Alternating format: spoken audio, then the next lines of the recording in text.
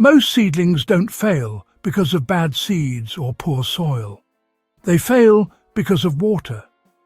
The same clear water you trust every day quietly strips nutrients, shocks roots, collapses soil structure and, well, weakens young plants before they ever get a chance to grow. Once you understand why ordinary watering harms seedlings and how to fix it with a simple boost, your germination success changes permanently. This is one of those moments where gardening suddenly makes sense. Why plain water quietly damages young seedlings. Seedlings are fragile systems. Their roots are shallow, their nutrient reserves are limited, and their protective microbes have not fully established. When plain water is poured repeatedly into bare soil, it washes away soluble nutrients, collapses air pockets, and creates sudden swings in moisture. The problem is not water itself. The problem is water without biology.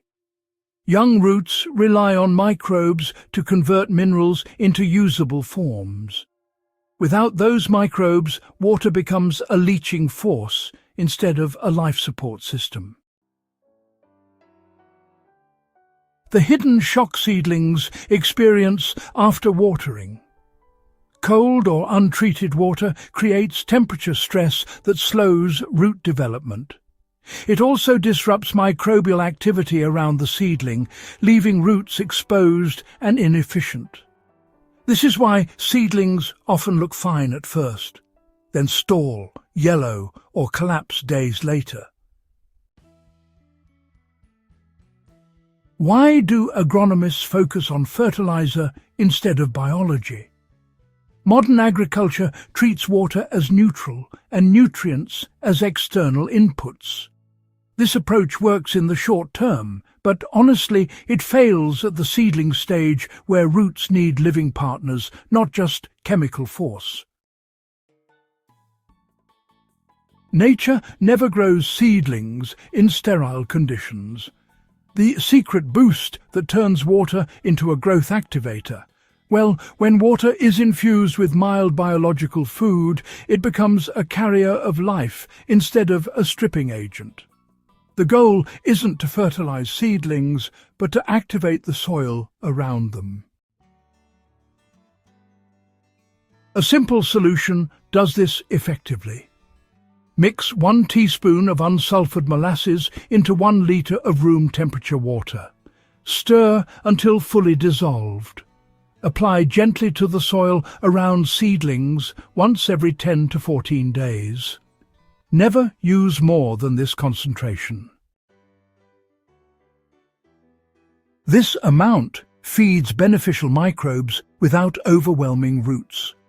Why molasses works when fertilizer fails. Molasses contains simple sugars that microbes consume immediately. As microbial populations grow, they release nutrients in plant-available forms and create protective biofilms around roots. Seedlings respond not by growing taller instantly, but by building stronger root systems first. How water structure affects root oxygen.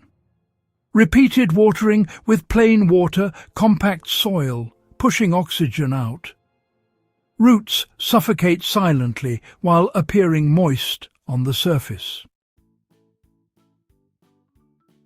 Microbial activity restores soil structure by creating these tiny microchannels that hold air and water in balance. The timing, honestly, is what makes or breaks seedling success. Seedlings should be watered when the soil surface just begins to dry, not simply when it looks dry. This, in turn, encourages roots to grow downward instead of hovering near the surface. Water early in the day so roots absorb moisture without sitting wet overnight. And here's something interesting. Less water often means stronger plants. Overwatering, well, it trains roots to stay shallow. But a slight drying between watering builds resilience and improves oxygen flow. With biological support, seedlings tolerate this cycle better. The role of warmth in biological watering is, well, pretty crucial. Microbes function best in warm soil, you know. Cold water slows them down. So let water sit for a few hours before use, so it reaches ambient temperature. This simple step prevents shock and speeds recovery. Now, what happens after the first 2 weeks? Once seedlings establish microbial partnerships, they become far more resilient. Leaves deepen in colour, stems thicken, and growth accelerates naturally. At this stage, water no longer harms, it sustains. Why does this method work both indoors and outdoors? Well, whether seedlings are grown on a windowsill or in a greenhouse, the biology remains the same. Roots need partners. The biggest mistake gardeners make after learning this, using too much molasses or applying it too often, suffocates roots by feeding microbes excessively. Balance matters. More biology is not always better. The long-term benefit most gardeners miss is that soil treated this way improves permanently.